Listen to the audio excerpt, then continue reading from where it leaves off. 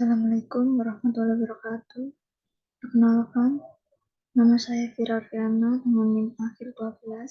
Di sini saya akan menjelaskan mengenai biomekanika.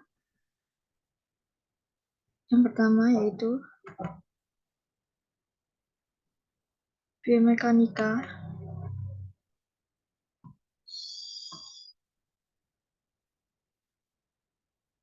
Biomekanika yaitu suatu bidang kajian ilmu dalam ekonomi yang berhubungan dengan mekanisme pergerakan tubuh dalam melakukan suatu pekerjaan atau aktivitas, yang dimana hal tersebut menggunakan konsep fisika dan teknik untuk menjelaskan gerakan pada macam-macam bagian tubuh atau kinetik, dan gaya serta momen gaya yang bekerja pada bagian tubuh saat melakukan aktivitas sehari-hari.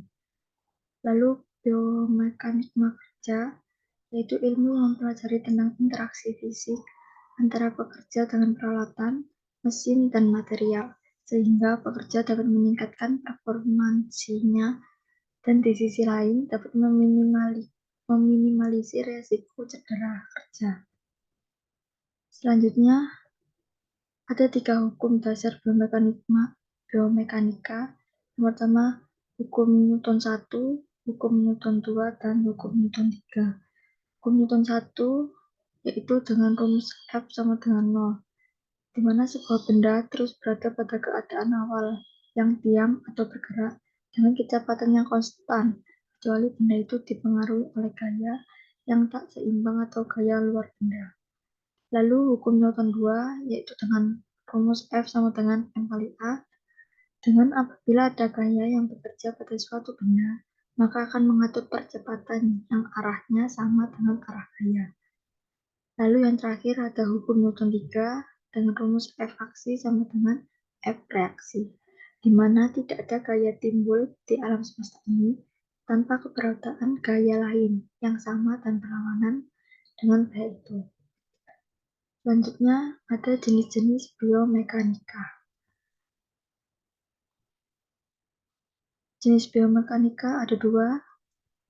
Yang pertama general biomekanik dan occupational biomekanik.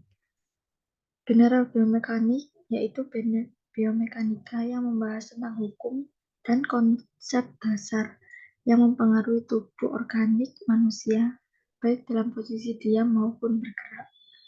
Generasi biomekanika meliputi 2, yaitu biostatis sama biodinamik. Biostatik adalah bagian yang hanya menganalisa tubuh pada posisi di mana atau bergerak lurus dengan kecepatan yang seragam. Lalu biodinamik adalah bagian berkaitan dengan gerakan tubuh tanpa mempertimbangkan gaya yang terjadi atau kinematik, dengan gerakan yang disebabkan gaya yang bekerja dalam tubuh atau kinetik.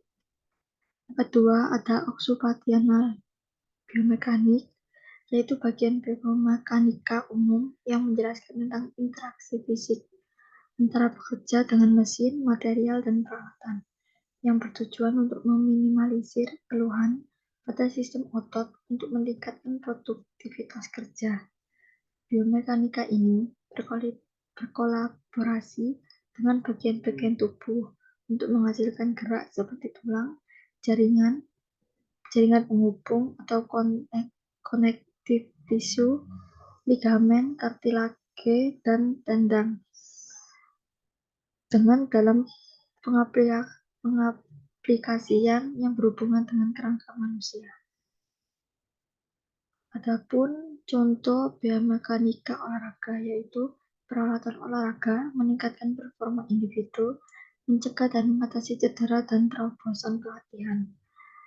Peralatan olahraga, di mana desain peralatan olahraga tersebut termasuk pakaian dan tempat olahraga yang dimainkan, dengan contoh sepatu, raket, pakaian renang, dan lain-lain. Lalu meningkatkan performa individu dengan menganalisis gerakan individu, terutama pada atlet pada saat berlatih, supaya atlet dapat melakukan gerakan yang lebih efektif selama latihan dan berolahraga. Selanjutnya mencegah mengatasi cedera. Untuk dapat menganalisis penyebab cedera atau keselio, saat lari, dan bagaimana mencegahnya dengan menggunakan peralatan olahraga tertentu. Lalu yang terakhir, terobosan pelatihan. Dengan mempelajari tentang teknik dan sistem pelatihan, serta mengembangkan cara untuk membuatnya lebih efisien, yang dimana hal ini bertujuan untuk menghasilkan kinerja latihan yang lebih baik. Lalu dalam bentuk keseharian, ada untuk mengevaluasi pekerjaan, apakah berbahaya atau tidaknya, rancang kembali pekerjaan yang sudah diterapkan, membantu memperkecil atau mencegah cedera yang diakibatkan oleh gerakan, lalu membantu menciptakan teknik baru dalam menampilkan suatu keterampilan yang menghasilkan efektivitas yang lebih tinggi nilainya dari analisis biomekanika adalah dengan rentang postur atau posisi. Adapun materi tambahan yaitu pengertian mengenai tulang. Tulang yaitu sebagai alat untuk meredam dan mendistribusikan gaya atau tegangan saat melakukan aktivitas kerja. Tulang yang besar dan panjang berfungsi sebagai pembanding terhadap beban. Lalu, tulang dalam tubuh berkaitan dengan masalah keseimbangan atau statistika dan dinamika atau gerak, seperti saat berdiri, berjalan, berlari, dan mengangkat beban. Selanjutnya yaitu otot atau muskel. Jaringan pada tubuh manusia yang berfungsi sebagai alat gerak aktif yang membantu tulang untuk bergerak. Otot melekat pada tulang karena tulang merupakan alat gerak pasif yang memerlukan bantuan untuk menggerakkannya.